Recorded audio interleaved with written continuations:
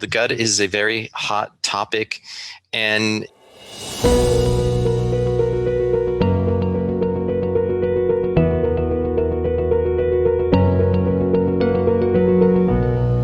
rightly so, because the gut is the foundation of all health, and it is the gateway to our immune system. As I learned and was able to fortify my own immune system,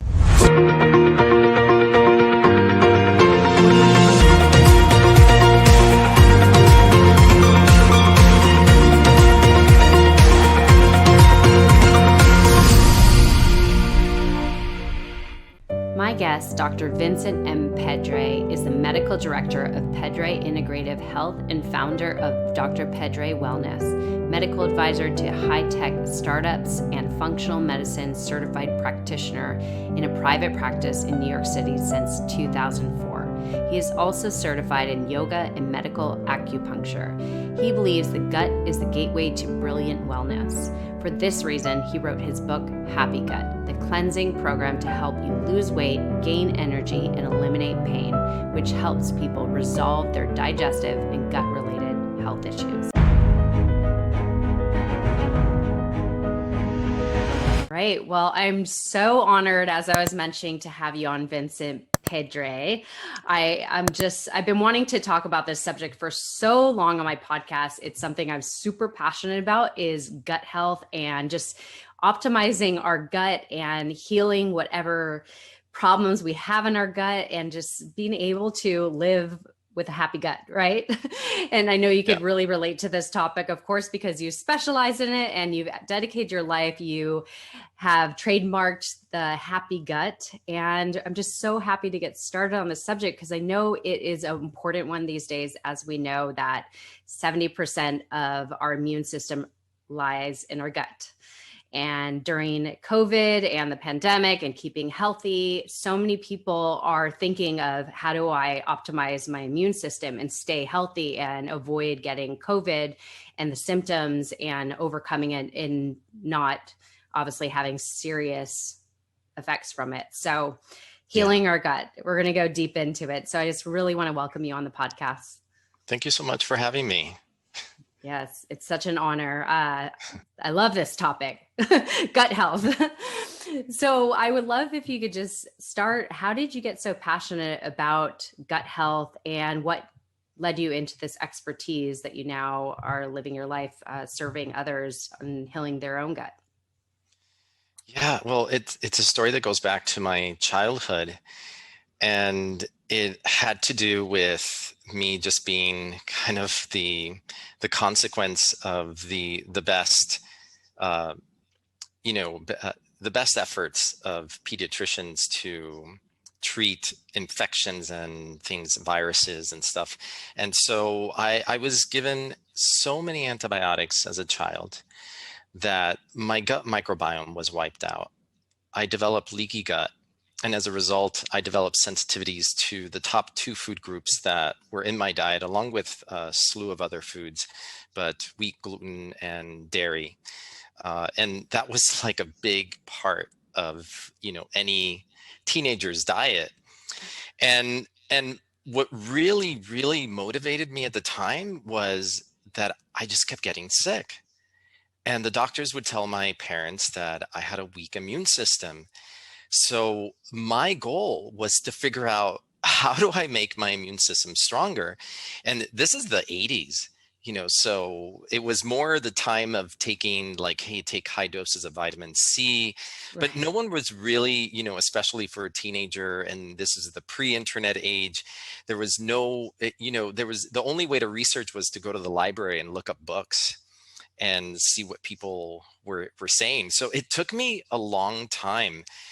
And it was kind of the motivation, partly aside from helping other people, but also to kind of biohack my own health, to go to medical school. Because before medical school, I was a hypochondriac, and I was afraid of getting sick. Anytime I was around anybody in a room that was sick, I tried to stay away from them.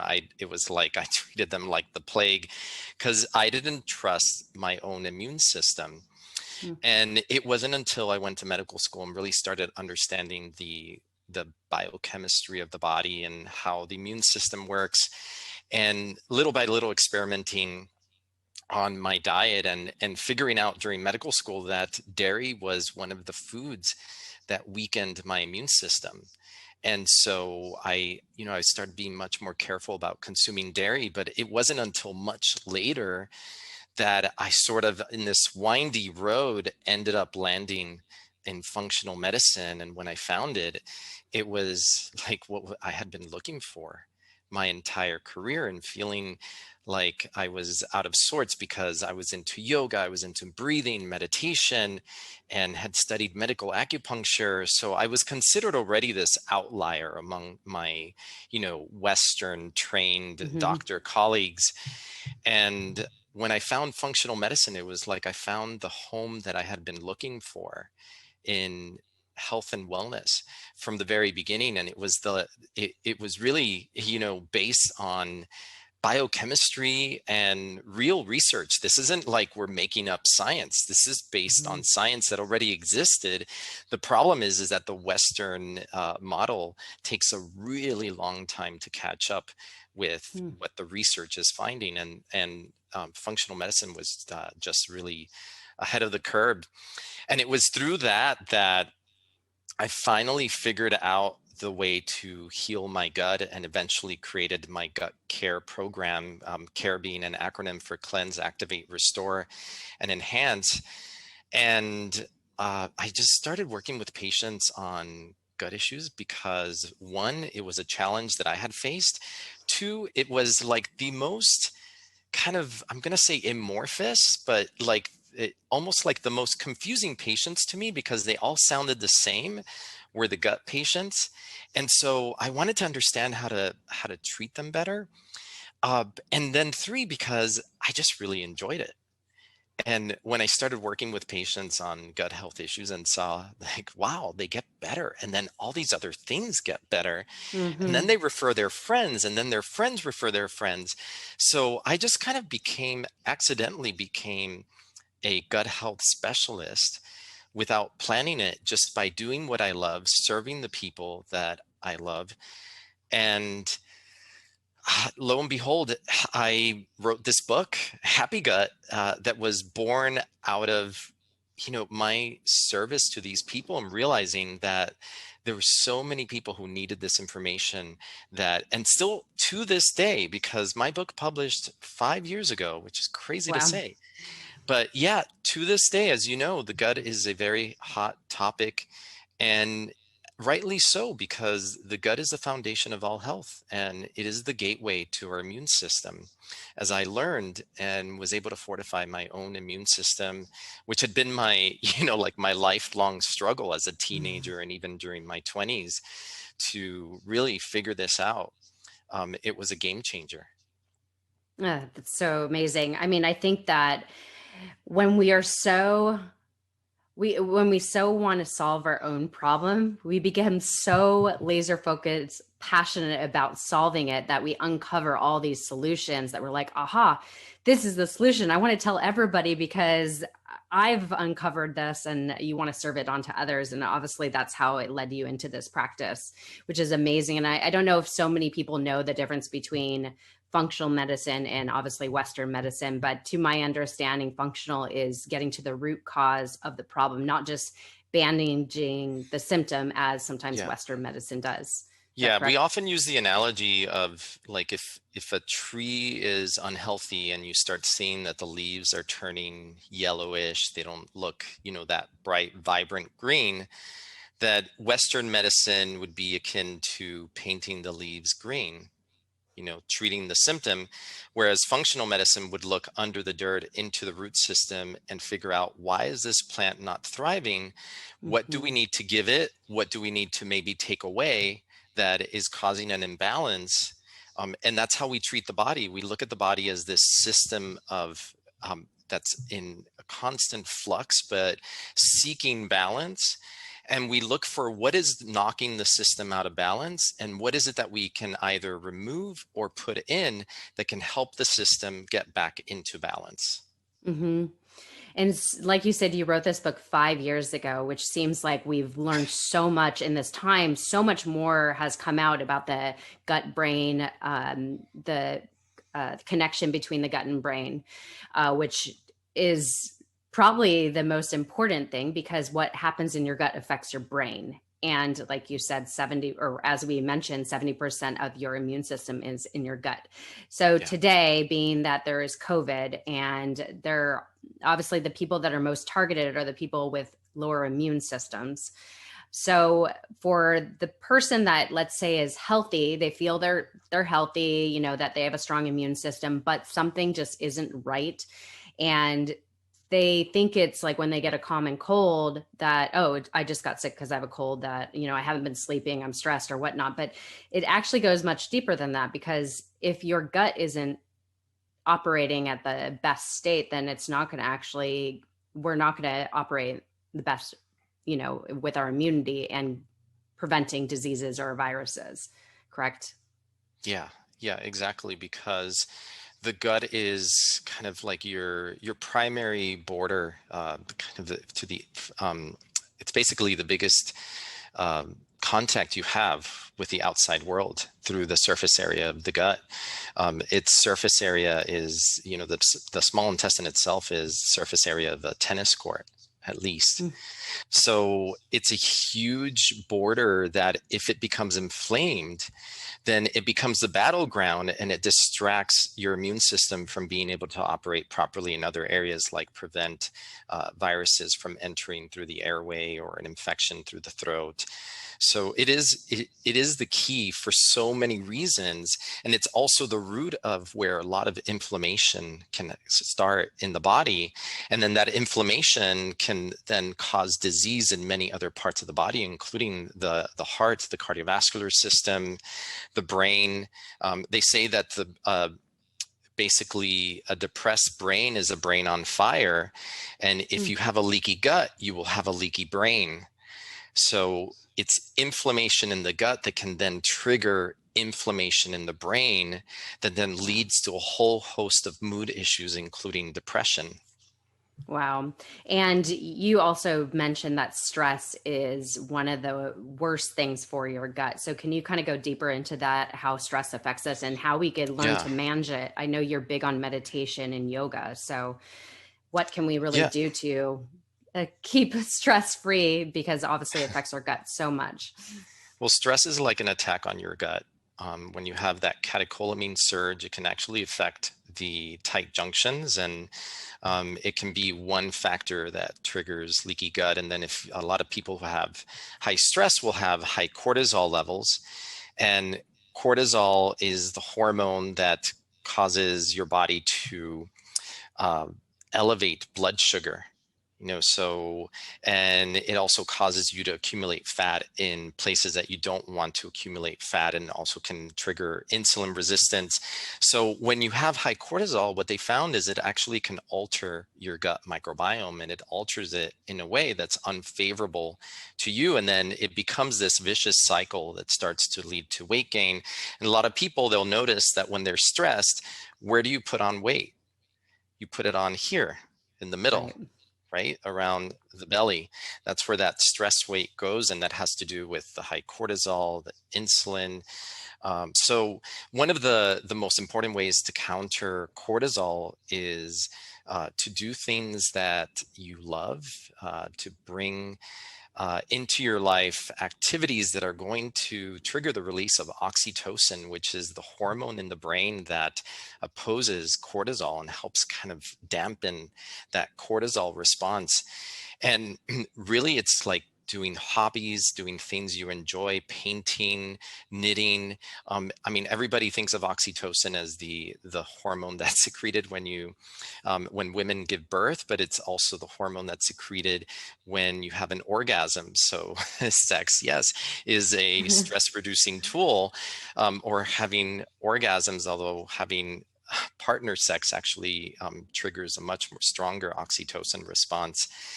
And of course, meditation is, I think, super important. I think people get stuck with this because I think in our stressed out world, what I find is that a lot of people think that meditation means like being a yogi and sitting in a corner and being quiet for like 30 minutes. And really, you can do meditation for like 5 minutes.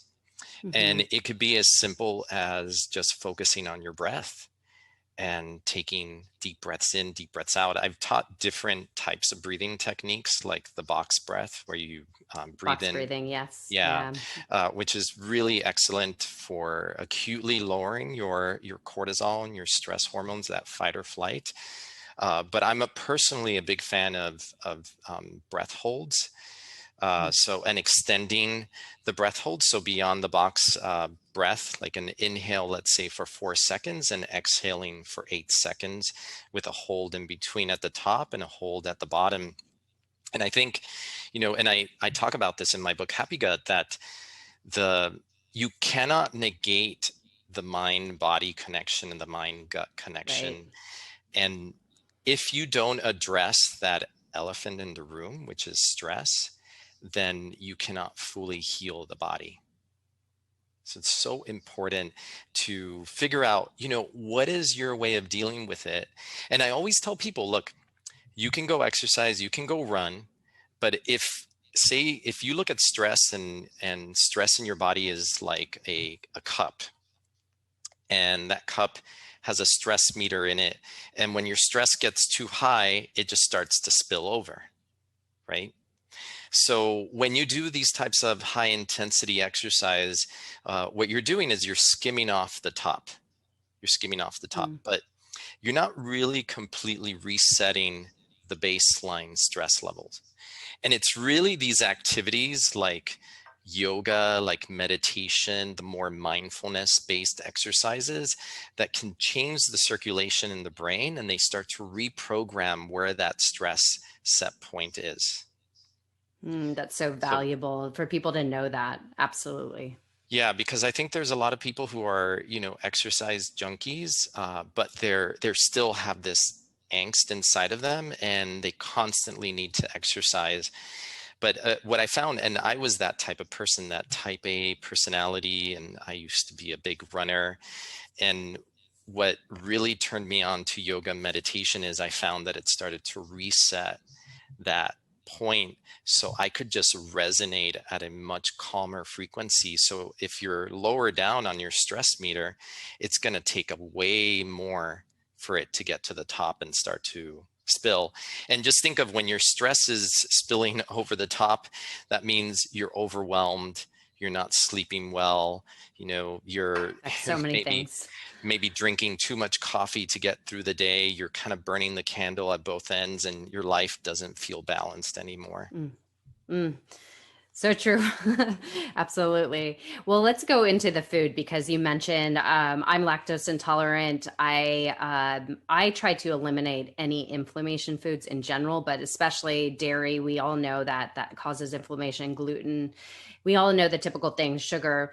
But what are other foods that we should avoid? And if we don't have an intolerance or a sensitivity, should we still be avoiding these inflammation causing foods such as gluten? Yeah. Yeah, that's a really great question. Well, let's start with gluten. The example of gluten is, it's a grain, and it's a molecule, it's a protein. So gliadin is the protein, and gluten is actually quite difficult for our enzymes to break down. So depending on the load that you eat, you're not going to be able to break down the proteins very easily. And what they found is that gliadin, the protein in gluten, causes or triggers the release of this signaling molecule called zonulin in the cells that line the intestine. And that zonulin, what it does is it loosens up the tight junctions between the cells. So imagine that every cell in the intestine is bound together by these Velcro-like connections called tight junctions. And when zonulin is released, the tight junction loosens up. So you start to see some spaces in between the cells. And that's kind of a very simple representation of what leaky gut is. It's kind of like there are holes between the cells, And Mm. we're talking at the microscopic level, but at the microscopic level, if you've got leaky gut, then you're going to start allowing partially digested proteins to get through that gut barrier that should not get through, Mm. because they can't get through the cell wall. But now, because there's enough space between the cells, those tight junctions have loosened up because that zonulin was triggered by gluten, like a dimmer switch. So it changes the connections between the cells.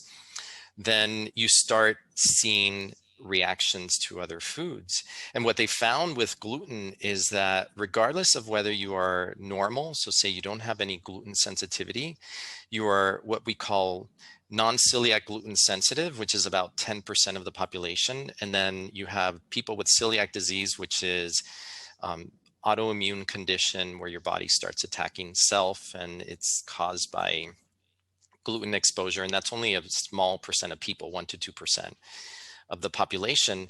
But like I said, they found that even in normal people, gluten had some level of effect.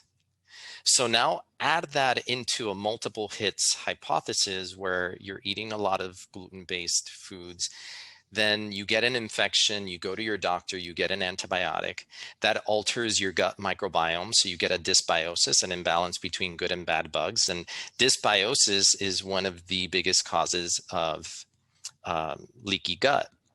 Mm. So now you're eating gluten. Now you've triggered more leaky gut because of your antibiotics, and maybe you had some pain from an injury, so you've taken some NSAIDs like ibuprofen, and that also increases gut permeability and also alters the gut flora. It's actually been found that there's a lot of over-the-counter medications that can either increase gut permeability or lead to alterations in the balance of your gut flora. And all of that, you know, little by little starts causing inflammation in the body. And then next thing you know, blood pressure is going up, autoimmune disease is starting to appear. Mm. The person's immune system is weakened.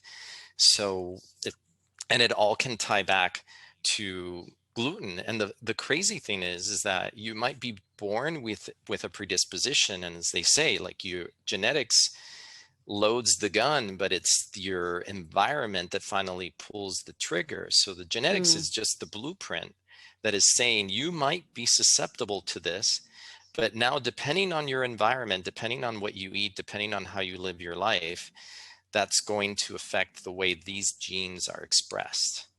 Mm. And That's fascinating. that's really important to know, because not all genetics is destiny. It's really altered by the way that you eat.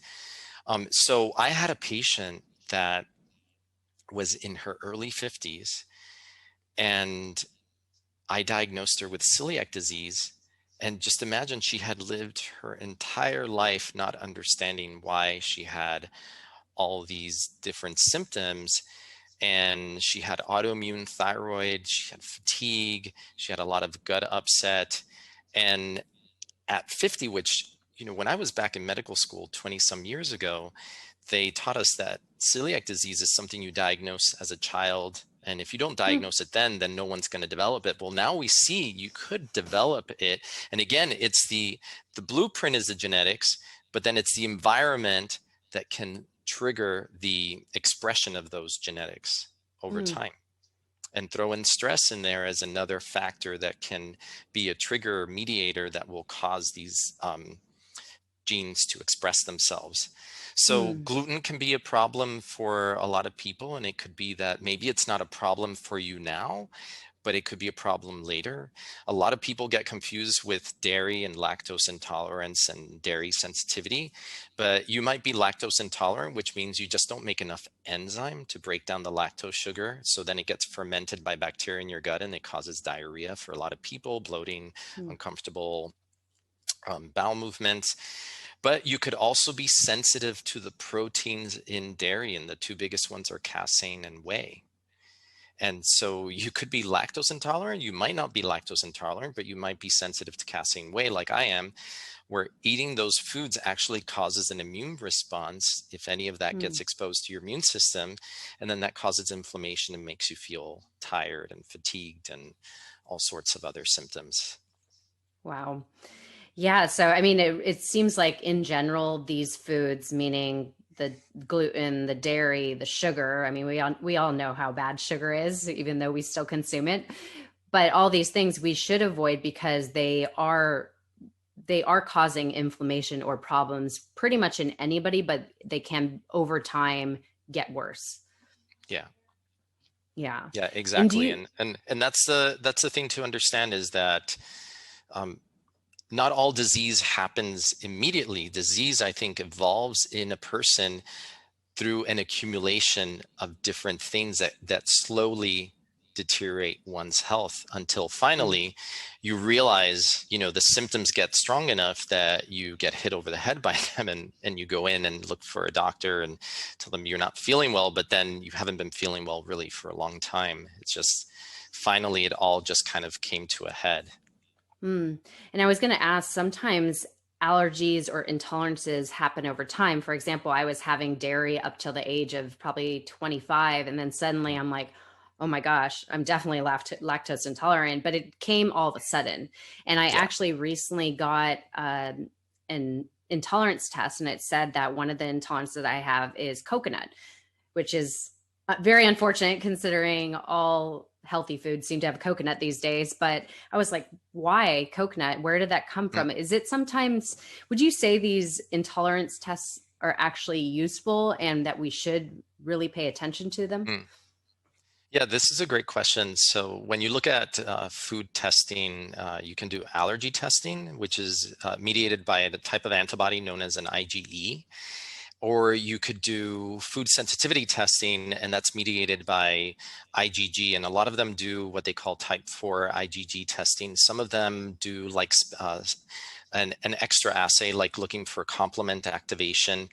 The thing here to understand is that food allergy testing is standardized all across every lab.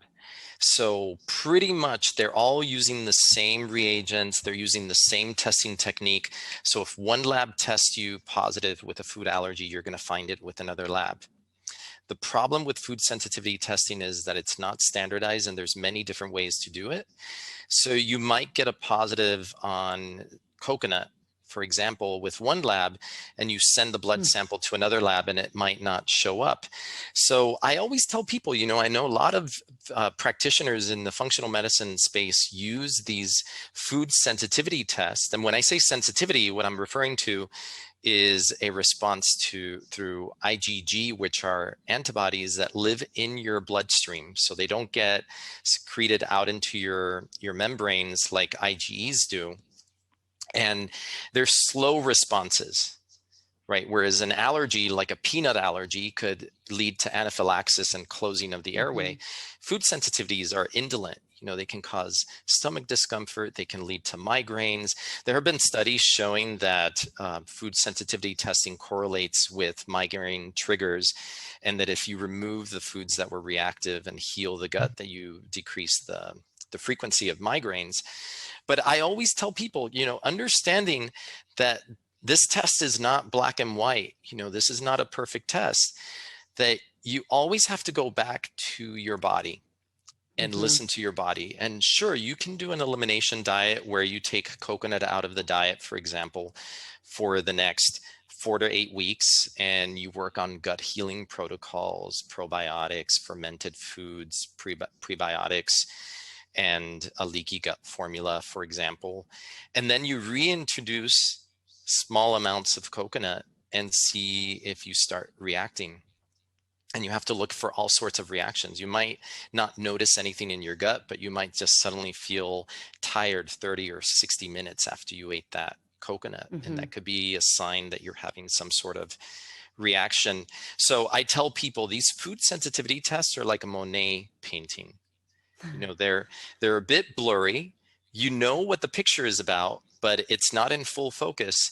And the same way, the food sensitivity testing is going to give you an idea of what's going on. And I will use it at times with patients who need that extra level of convincing, or they've kind of Mm. hit a wall and they've done all sorts of food elimination and they still feel like they're having reactions. So we might look at that.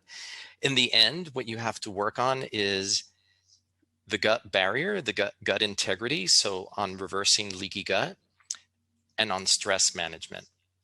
Those are really, really key.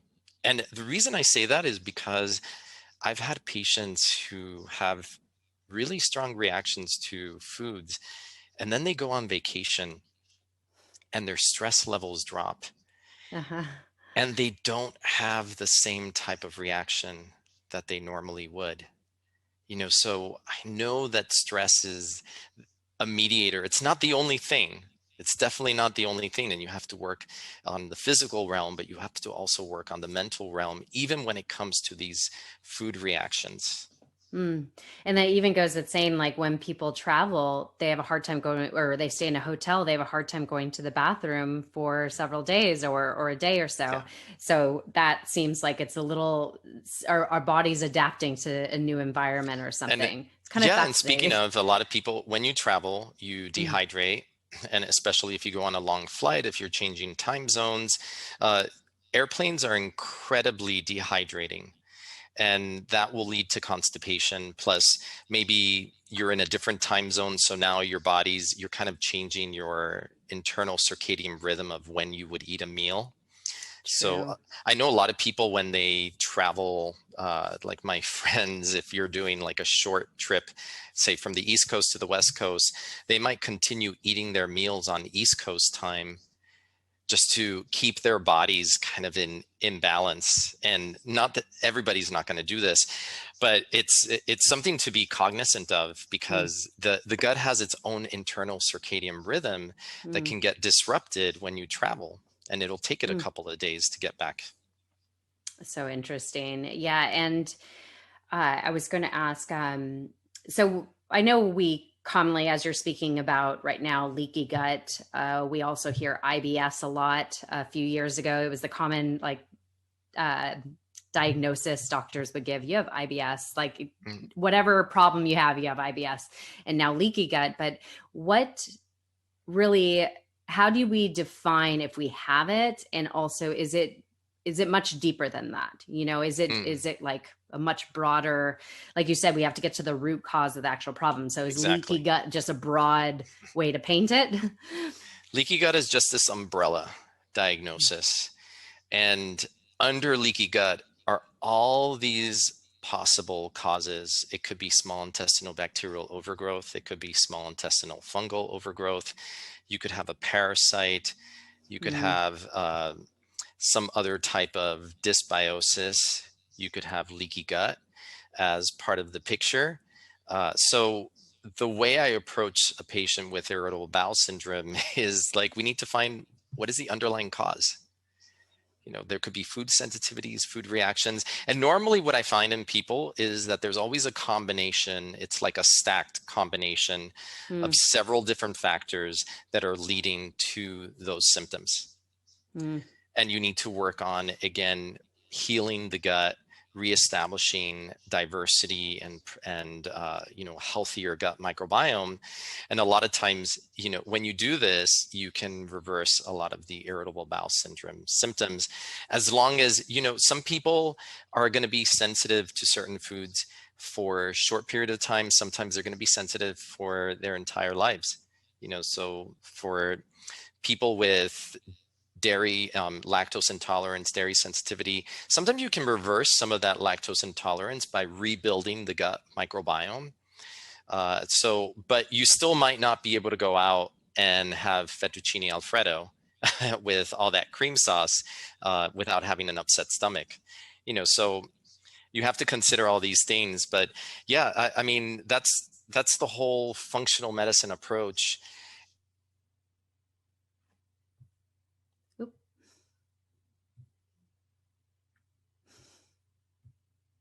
hello. is figuring out. It You froze paused for there some for a reason. moment. Yeah, that was the same. Froze I it. was like, Thank that's you. weird. Thank you, Zoom. Hopefully you I could know. still hear me. I don't know if you could still hear Yes. me. Yes. Can you hear me Yeah, okay? so yeah, I can hear you. Yeah. Yeah, so sorry. I was saying, so it could be, for example, like doing my gut care program, the Happy Gut Reboot 28-day cleanse. It puts people through this elimination diet that then, and during that time, using targeted supplements to rebalance and heal the gut lining and Mm. rebalance the gut microbiome. And then after that, we work on your gut intuition, like really bringing in foods one by one. And I think that that is the best way to detect how you respond to foods and whether they agree with you or they don't. Because sometimes the tests can be unclear. Hmm. Ultimately, it's about really being tuned in with your body and knowing how your body Absolutely. reacts to things. And that requires a lot of self-awareness. And so a lot of what I do with people is teaching them how to listen to their body. Mm.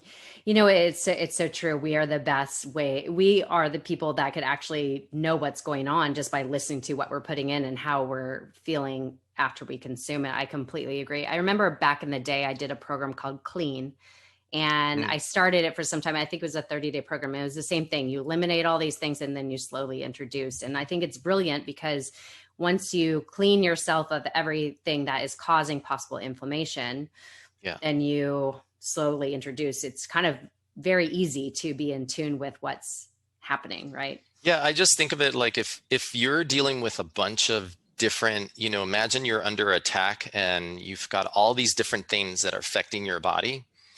If during this type of cleanse program, you can eliminate a lot of those and then you go to a blank slate, Mm-hmm. then it takes away all of the background chatter.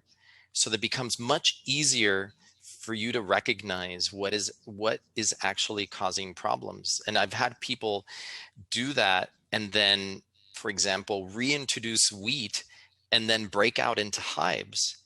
And they Wow. never broke out into hives before that. So they asked me, did eliminating wheat now made me intolerant to wheat? Like, what's going on? I'm like, no. Uh-huh. What it did was it took away all the background chatter. So now Mm. your body can communicate with you clearly that when you reintroduce Wow. that wheat, it caused a really strong immune response. And now you can see how that wheat was responsible for your mental fog, for your fatigue, for your chronic achiness that you just didn't know where it was coming from. Mm. That's so brilliant. Yeah, who would have known that that would happen? That's so insane.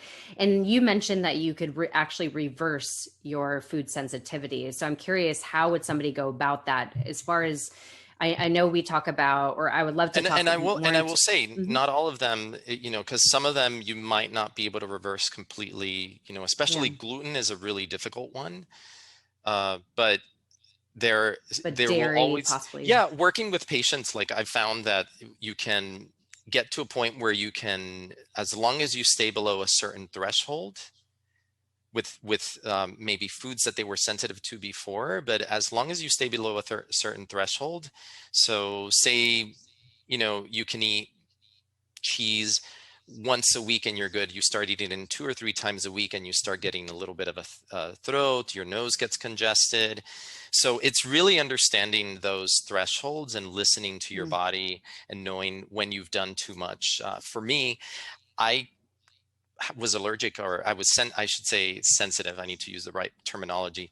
I was sensitive to tomatoes, and Mm. I love tomatoes. So I couldn't imagine not eating tomatoes, but I didn't eat tomatoes for a really long time. Can you imagine no pasta sauce? Like Oh even yeah, with that's right. gluten-free pasta. Mhm. But now I do. But I'll only eat organic heirloom tomatoes, and I only eat them when they're in season. I don't eat them year round. Mhm. And I don't have a reaction to them anymore. And that's things that I've seen with my patients. But you can't reverse every food sensitivity all the time. But when you start healing the gut, you are able to, sometimes you have to contract the diet to heal the gut. And then once it starts healing, the gut microbiome starts recovering, then you can start expanding the diet. And that can be a long process. And it can take a lot of Patience. determination and commitment and Mhm. patience. But for anyone who's listening, if you really commit yourself, it's possible to get there and to be able to heal your body in a way that could even get you off of medications that you're taking. Mm. Yes, I completely agree. I really believe that when you feel bloated or just uncomfortable in your gut, it affects everything. It affects your mood, as we've talked about, it affects your sleep, affects like you just feel uncomfortable. You just don't want to be in your own skin because you have this bloating or whatever. And I know I've struggled a lot with bloating, and there's certain foods like garlic, onions that cause bloating. So what would you recommend for, because garlic is good for you, right? And I don't know how many people are garlic sensitive, but it does Yeah. actually cause bloating. So what would you recommend for foods that actually naturally cause a little gas? Yeah, you have to think about how much you use. So even with something like garlic and onions, if you're below a certain threshold, you might be okay. And if you pass that threshold, that's when you start getting really bloated. It can also depend on how you cook it. If it's really overcooked, a lot of times it can cause even more gas and bloating because you kind of Okay. really like when you caramelize onions, more of those sugars come out and they feed the gut bacteria, and that can also Mm, cause a lot of bloating. So it depends on what the situation is. And the thing is, if you do get a lot of bloating and gas from onions and garlic, you have to think you might have underlying SIBO or small intestinal bacterial overgrowth.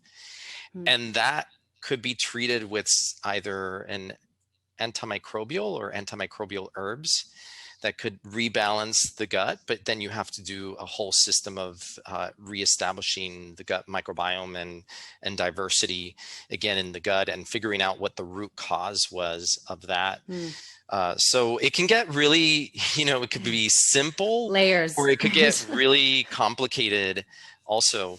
And it Yeah. depends on what the situation is. And also for a lot of people who are sulfur sensitive, they have to be careful with eating raw onions because those can lead to headaches and inflammation.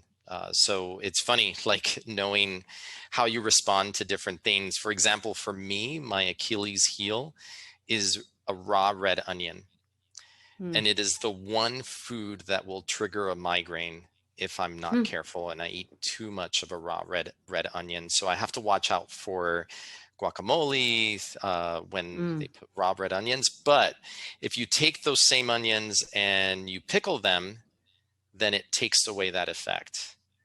Oh, So it all interesting. has to do with how the food has been prepared.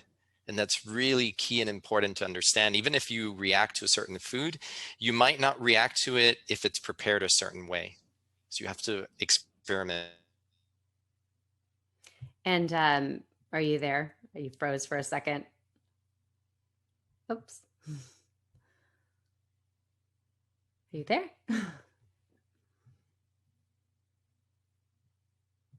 Hello. So weird. Are you there? Okay. Yeah. You That's froze so for. weird.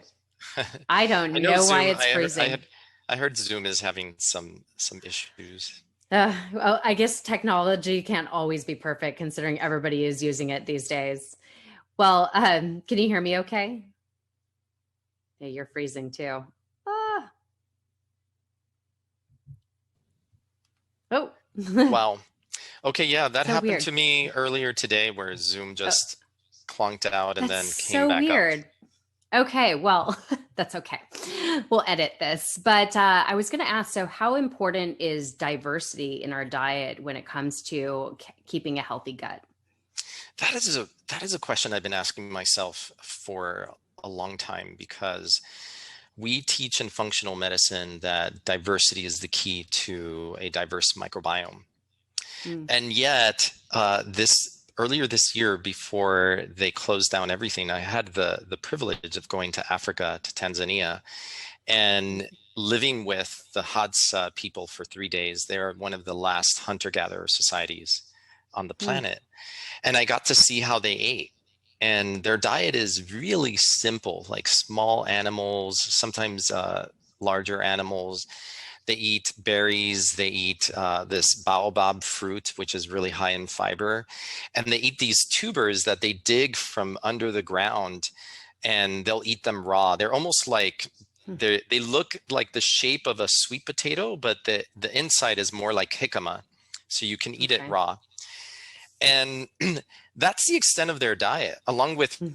raw honey that they go and they just forage forest, and they'll eat everything, the honeycomb, the whole thing. And they did microbiome testing on them, compared them to a group of Italian controls, and their microbiome was more diverse than the control Hmm. group. So, and in that case, you have to wonder, is it because they're more pristine per se, and they haven't really been exposed to antibiotics, and that has in many ways preserved their gut microbiome? But it also begs the question, is it really, maybe it's the fiber in the diet, because their diets are at least 2 or 3 times, maybe even 4 times as high in fiber as the Western diet. So, and we know that fiber is what feeds the microbiome, and that creates diversity. So I used to say, eat, a big diverse diet. And I still do. I mean, I try to eat seasonally what's available at the farmer's market. And I love trying all different types of vegetables. And I always think that's really good for me. But then I think about the Hadza living out in the bush, and their diet is like this narrow. And yet they have this incredible diversity in their gut microbiome. So I Interesting. really do think it comes down to the amount of fiber you eat. And if Mm. you're eating a diverse diet that is not rich in fiber, then you're not going to nurture and grow a diverse gut microbiome.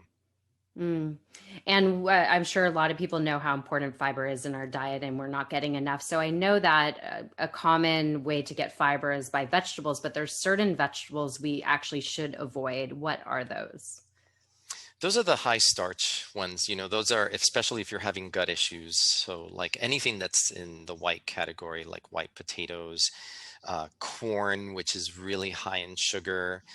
If you have a lot of gas, bloating, you have to really watch out for the legumes. But if you can prepare beans in a traditional way, beans are very high in fiber and they have protein.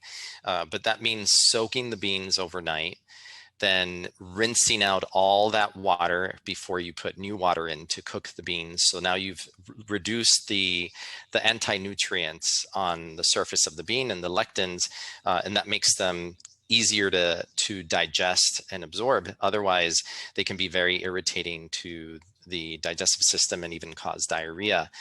So yeah, and trying to incorporate greens, raw greens, sweet potato, root vegetables. Those are really high in fiber. And I know it depends on the person's gut and the health of the gut. Not everybody can take that, but the average American eats about 10 to 15 grams of fiber a day. And the That's nothing. recommended Wow. amount is, yeah, it's really low. And the recommended amount is around 30 grams, sometimes upwards of 30 grams per day. And in comparison, the Hadza can eat anywhere around 50 grams per day, Hmm. depending on what they're eating. And of course, if So, you're eating too much fiber and not drinking fluids, water, then it will cause the exact same problem you're yeah, not wanting. Yes, water. constipation, constipation and bloating. Yeah. And actually, when I was doing this cleanse, it was basically a plant-based diet. And of course, we were having black bean burgers, lentil burgers. I was bloated the whole time, to be honest. I was like, this is not serving me. I'm trying to like get rid of my bloat. So I think it's true. It's really how you eat, and you have to also be aware like what causes problems for you. Yeah, and again, that's a really great example of how a food is prepared will affect will influence how it affects your body. So soaking overnight, pressure cooking, sprouting nuts and seeds, grains, that changes the way that it's going to be digested, makes the nutrients more bioavailable. Mm. So it's a lot of things that we just don't seem to have the time to do in our modern society. But if you look back at societies hundreds of years ago, they had figured out that this was the way to prepare these foods so that they could be more easily digested. And so we mentioned some of the ones that are really bad for our gut that actually destroy it. So what are actually like the superfoods for our guts that we should actually consume more of? besides Well, the obvious ones, but yeah, I mean, obviously, lots of plant-based foods, but even for me, like I know, and I speak across the board to people who are vegans, vegetarians, and meat eaters. Mhm. But I think it's very important to include um, foods that are hormone-free, antibiotic-free, that have been, wild pastured. It's so much more important to eat those types of foods, and that's what I found. For a lot of people, creates a much healthier digestion. And then, of course, um, things that contain amino acids that are really important. L-glutamine is super key for the health of the gut. It's not a superfood, but it's an amino acid that is really important for healing the gut barrier. And then we have things like aloe, like deglycerinated licorice, DGL, super soothing and healing for the gut barrier. Slippery elm bark, I would put in Mm. there as one of those superfoods, as long as you don't have an allergy to slippery elm. And it actually was used by the American Indians as a way to heal the mucosa. And you can make it into a porridge and eat it just kind of like an oatmeal. And it can be really great for someone who's on a gut recovery program and having a lot of gut issues. And then, of course, bone broth. And again, not Oh everyone's going yeah. to have bone broth if you're vegetarian or vegan, but bone broth is full of incredible healing factors for the gut barrier that can really help heal leaky gut and improve health. And honestly, I've had a lot of times this conversation with patients who were struggling, and they were vegetarian for different reasons, and sometimes they feel better when you incorporate some protein back into the diet, some animal protein, even if it's just wild caught fish. Can make a huge difference in improving digestion and weight and even energy levels. Hmm. And you mentioned the bone broth. I'm curious, how often do you think you should have bone broth to actually reap the benefits? Yeah, if you're taking bone broth to improve your gut health, I would say about 8 to 12 ounces once daily, for a Okay. period of time, maybe at least 30 days, uh, up to 3 months to do that. Mhm. And that can be really helpful. Collagen also, because it's really high in glycine, and glycine allows the cells to repair themselves. So really important amino acid also. So another supplement that people can throw in to help heal the gut lining. And of course, if you're not allergic to mushrooms, things like maitake mushrooms are really great. Mushrooms are high in vitamin D. And of course, they have immune regulatory factors that are really good for the immune system. Mm. And I know we slightly touched on the prebiotics and probiotics. So there's a lot of misconception that probiotics don't really do a whole lot, that what you find on the shelf just, it could be just wasting your money. So what do you recommend when it comes to probiotics and preboia, prebiotics? Prebiotics. Yeah, Sorry. well, Yeah. first of all, you want to look for a multi-strain formula, and you want to look for a mix of lactobacillus and bifidobacterium, as well as maybe strep thermophilus and a favorable yeast called Saccharomyces boulardii. You can segment these and take these separately, but if you're looking for kind of a comprehensive formula, you want to make sure it has a variety of these strains. There are also spore-based formulas that I use therapeutically in my practice for patients that come in with yeast overgrowth, with SIBO, that have great benefit. But if you're just looking for a probiotic to help with your gut health, you want to look for a multi-strain formula. You want to make sure that it's in a capsule that is acid stable, so it can get through the stomach and Mm. get to where it needs to go. And you want to look at whether it fits into your lifestyle. Does it need to be refrigerated, but you travel a lot? I mean, maybe not now with the quarantine, but once travel starts up again, you might want to get a probiotic that is packaged in a blister seal or in a container that protects it from moisture and oxygen degradation, so that it can last longer and you can take it with you and it can be at room temperature. So these are a lot of considerations that you need to make. And the one thing I always tell people is if one probiotic doesn't work for you, it might be that that's just the wrong one for you. Mm. And to at least give it a 30-day try, maybe up to 3 months, to see how it sits with you, and then switch if it doesn't seem to be working. I've had a lot of patients tell me they don't think a probiotic is working for them. They stop it and then they switch to something else, and then they feel worse and they realize the other one was Mm. actually working much better. So sometimes we understand things in our bodies by removing them and seeing what the effect is of having removed it. So, and then prebiotics, you have to be really careful. Things like fructooligosaccharides. There are probiotic supplements out there that are symbiotics that include both the probiotic and the prebiotic, which makes a lot of sense because the probiotic is only a certain group of strains.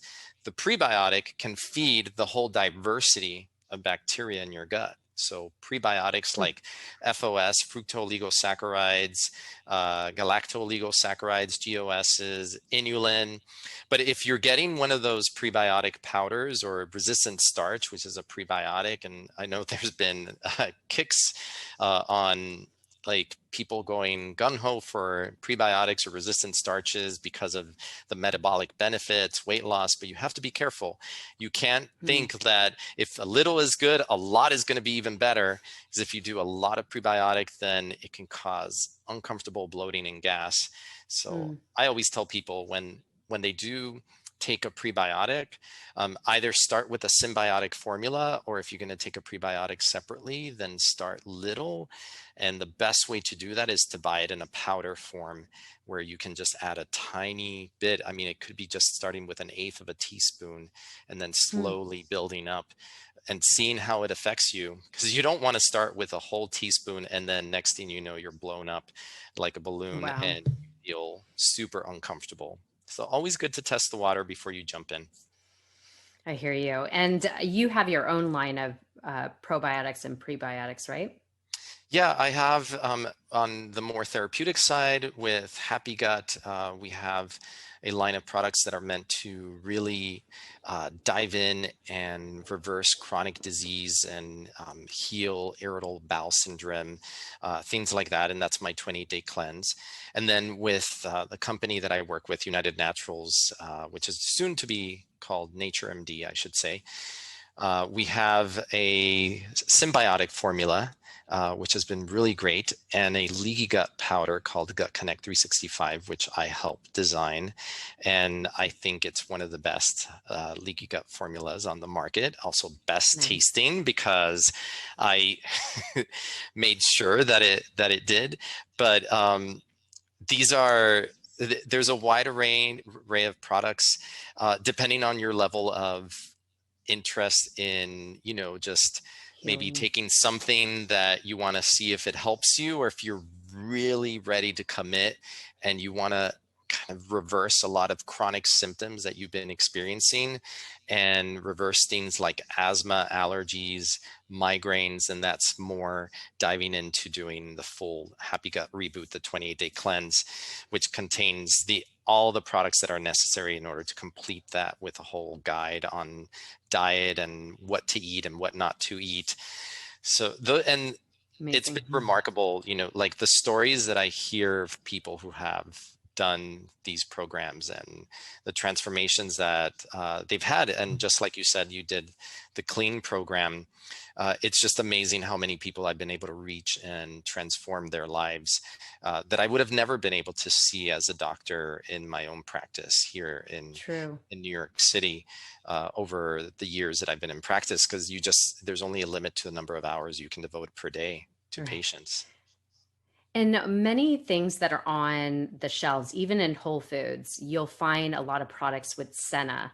And I know back in my day when I was having my gut issues, I used senna. Again, this was not knowing what I know today, but how harmful actually it is to use senna products. And Mm. because I don't think so many people are aware. Like you see all these detox pills and heal Yeah. your gut, and they have actually senna. And to my knowledge, it's not good to utilize that. Yeah, I mean, it's a stimulatory laxative, and so over time it can irritate the colon and even make you so dependent on it that you can't live, you can't have bowel movements without it. And those products are really meant to be used short term and not long term. But a lot of times people feel such relief from their chronic Right. constipation that then they just start taking it over and over. So, what I would say, episodic use is okay, but if you have chronic constipation, you really want to work at figuring out the underlying cause, whether it's methane predominant SIBO or just poor motility, maybe vagus nerve malfunction, and work on those things, work on lowering your stress levels and changing the diet. You know, it could be a matter of just increasing the amount of fiber in the diet. Hmm. I've had patients who have kind of shifted their diet more towards the plant-based side, vegetarian side, and then their bowel movements become regular that were not regular before. So it's really about finding where the balance is for yourself and being careful with something like senna because you can become dependent on it. And it does cause changes in the colon that if you take it for years, it's going to be hard to have a bowel movement without it. Yeah, we do not want that to happen. We need this working for the rest of our life. So, and I've heard you actually post a lot of videos with antacids and how harmful they are. So, for somebody that has acid reflux, what should we do opposed to using antacids? What's another way we could combat that? And what is the cause of this acid reflux, anyways? Well, look, first of all, the surprising underlying cause for acid reflux is actually not acid overproduction, it's Mm. actually acid underproduction. And the reason for that is when you don't produce enough stomach acid, and the majority of people have low stomach acid, not high stomach acid. If you don't produce enough stomach acid, the food is going to sit in your stomach so long that it's as it starts filling up with stomach juices, they're going to start spilling out into the esophagus. And even if it's less acid, it's not breaking down your food properly. It's not activating those protein digestive enzymes properly. So that little bit of acid that gets into your esophagus causes that heartburn, chest pain, acid reflux that people get. So the solution is one, avoiding the food triggers, which are things like acidic juices, like pasta sauce, chocolate, mint, chewing gum, smoking, and then taking and actually taking acid, an acid supplement, betaine HCl. So you Mm. take betaine HCl with hydrochloric acid, which sounds crazy to do when you have uh, acid reflux, and you do it when you take a protein meal, and it improves your digestion so that food moves down and you don't get stomach acid coming up. And another trick that I use for people to help bridge them out of the antacids is using chewable DGL, which is derived from licorice, so that it can soothe the esophagus. So Mm. this type of licorice, which won't raise your blood pressure like regular licorice, has a really healing effect on the lining of the esophagus, and that can start to heal the esophagus while you change a lot of, because a lot of times acid reflux and heartburn is a lot of habits that you have to change. And I found people that have done my 28-day cleanse started off taking antacids, had a lot of heartburn, acid reflux, and 2 weeks into the 28 days their acid reflux is gone, and by the end of it they're not dependent on anti-acid medications. Now, this isn't going to be the case for everyone, and if you've been on a proton pump inhibitor where your body becomes super addicted to the use of that medication in order to Mm. not have symptoms, then you can't just stop that without working with your health practitioner, with a functional medicine practitioner. That's going to take a lot more work than just a 28-day cleanse or a really short cleanse, but you can start making a dent in it by just changing your eating habits and cleaning out some of the things that could be food triggers for acid reflux. Mm. So, what were those two things you mentioned that you should start to contribute or intake? Yeah, supplements, you mean? Hmm. Yep. Yeah, so betaine HCl, which is hydrochloric acid, which you can take only at the start of a meal or in the middle of a high protein meal. So it helps you break down your protein better. And then the second one is DGL, deglycerinated licorice, which has a soothing effect on the mucosa and can help heal any inflammation in the mucosa so that it takes away some of the heartburn symptoms. So I'll have people take that in place of an antacid after a meal or even before meals as a protective before they start eating. And a lot of other behavior modifications, chewing your food carefully, slowing down, Right. not eating dinner less than 3 hours before bedtime. So that way there's enough time to digest before you lie down. So Hmm. That's great. I mean, I think so many people suffer from that. And I think it's just because the way we eat too, like you said, like people tend to eat fast or eat late. There's so many factors that contribute as well to that. So I'm curious, just a couple rapid fire questions. So for coffee drinkers, since I'm one, I'm not cutting out coffee no time soon. I know it is important to get a good bean. So for those coffee drinkers out there, what do you recommend? Because I know coffee is acidic, of course, and it mm, actually does disrupt your gut, as I've heard. What would you yeah. recommend for us coffee drinkers? Yeah, it's really important to one, make sure that you're sourcing it from a good source and it should be organic. The coffee bean is one of the most pesticide ridden crops.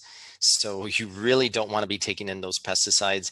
You also want to make sure that you know that it's coming from a reputable source, because if it's not, they could be using low grade beans and those beans could actually be contaminated with mold and that mold gets into your coffee. If you're mold sensitive, then the coffee is going to not make you feel so great. So those things are really important. And then the type of roast. Sometimes if it's Mm, too dark of a roast, it's going to get really acidic, and that's going to just be more likely to trigger reflux and stomach discomfort, indigestion. So experimenting with different types of roast, maybe more of a blonde coffee can be less irritating, even though you have to know, like, the lighter the bean, the more caffeine, the more roasted, actually, the less caffeine in it. hmm. And maybe tempering it with an oat milk of some sort or hemp milk, so it's not as strong. Depends. I know some people like to drink their coffee black. How do Yeah. you drink your coffee? I put either a little oat creamer or almond milk, something. I Yeah. don't put too much, but I make sure definitely organic. I make sure it's a clean bean. I will not have Starbucks coffee for the life of me. Once you learn about coffee and how harmful it can be, depending where Mm, the bean is coming from, you definitely start to want to avoid all that and have a healthy yeah. cup at home. And even more now that we're at home more often, then we could definitely choose the right bean to consume. So I think that's so important. But I just wanted to know what you recommend because I'm not stopping my coffee. I know. If And you've watched my stuff, I'm not a coffee drinker, and I've mhm. actually stopped drinking coffee now. I think like 3 years ago. No, actually almost Oh, four not years too long ago. ago. 4 years Wow. ago. And so what do you recommend for a coffee replacement? What would be the go-to? I love matcha. So matcha now is my go-to. I do organic matcha and I like mixing it with different things. Sometimes I put some turmeric. Other times I'll put a raw cacao in it, or just straight up matcha. But it's rich in antioxidants. It's anti-cancer. It doesn't have Hmm. as much caffeine as coffee. So for people who are caffeine sensitive, it can be a better choice. And I think it tastes great. You can make it with hot water, or you can make it into a latte. Yeah, it is delicious too. I agree. And then the other question is how alcohol affects our gut microbiome. Yeah, I'm curious of that. And then also, is there an alcohol that's better to consume if you do want to have an occasional drink? yeah. So, well, this is the thing to remember, that alcohol is basically empty calories, and most of those are sugar based. So if you have the propensity for yeast overgrowth, then that alcohol can feed the yeast in your gut and continue to ferment. So things like wine, which are higher in sugar, or if you're having cocktails like sugary drinks, you have to really watch out for those, because those can lead to dysbiosis and imbalance of good Mm, and bad bacteria and yeast in the gut. And what I recommend, I'm not saying that I recommend drinking, but if you're going to drink once in a while, then the best ones are tequila and vodka, just like a spritzer with some seltzer or some sparkling water, lemon, lime, really simple, no sugar added. And that's going to have a much less impact on your gut microbiome, and actually in some ways easier for your liver to process. But obviously if you drink too much, then you're going to overwhelm your liver detox systems as well. Mm. I'm curious if you know anything about this. I know I recently saw that for wine, you could buy something that removes the sulfates.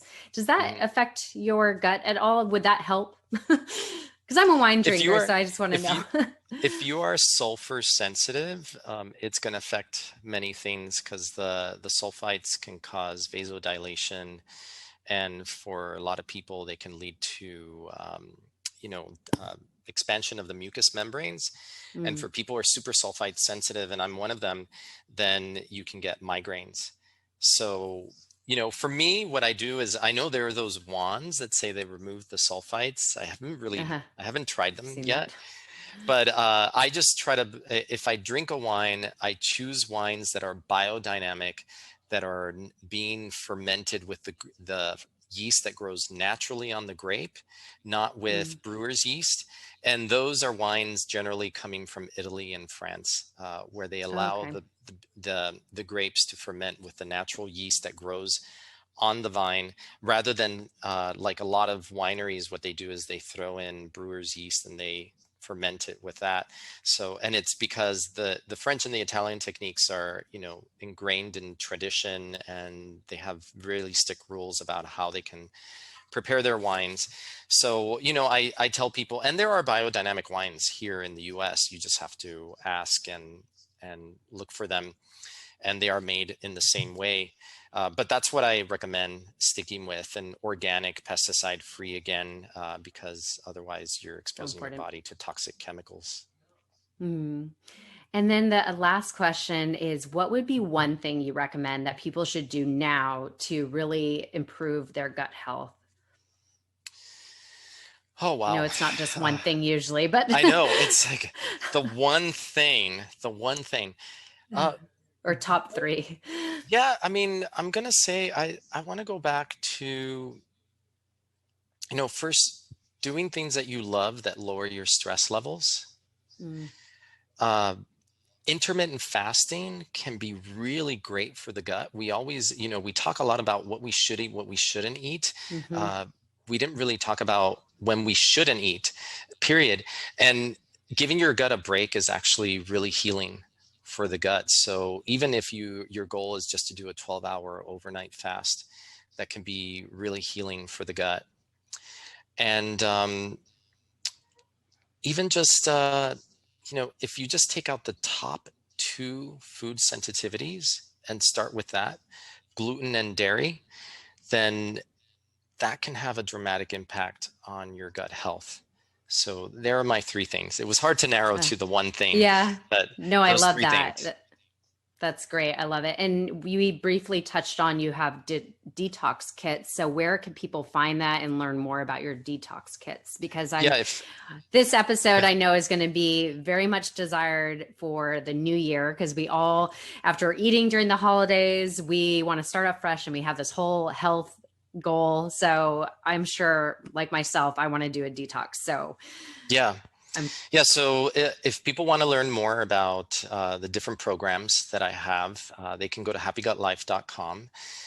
We have the Happy Gut Reboot, which is a 28-day cleanse. So it's more intensive. And then we have the Happy Gut Reset, which is a 7-day detox. So if you feel like you don't have as much time available, but you want to do something that's going to have an impact and can really improve your detoxification and get, clear out your liver, help your body release toxins in the 7-day detox. If you really want to dive deep and create a big transformation for your health, and you want to dive in and do the 28-day cleanse. And because it is the new year, we are going to have a special going on. We amazing. don't have it up yet, but anybody who listens to the episode, just go to happygutlife.com, sign up for our newsletter, because we send all our promos through our newsletter, and they can keep abreast of whatever discounts we're going to be giving with the cleanse come the new year. Perfect. Thank you so much. And also you have your care program. Yeah, which is basically, think of the care program as the blueprint. So the gut care program is the foundation. It's the foundational blueprint that guides the way the 20-day cleanse is run. And the cool thing is that we have an app. It's not available on Android, but if you have an iPhone, you can download the app when you get the cleanse. We send you the link, and the app will actually guide you on how to do the whole program. Amazing. Convenience. We like that. Yeah. Awesome. This has been so amazing. I know there's so much about gut health. So of course, everybody go follow Dr. Pedre. Pedre, yeah. At Dr. Pedre, Pedre, sorry. yes. And learn more, because he has his own videos out. There's so much to learn about gut health. And I know that it is number one thing that we should be really improving. So many of us struggle with some form of gut problem, if you want to say. So this has been so informative. Thank you so much for your time. This has been such an honor. Thank you. Thanks for having me.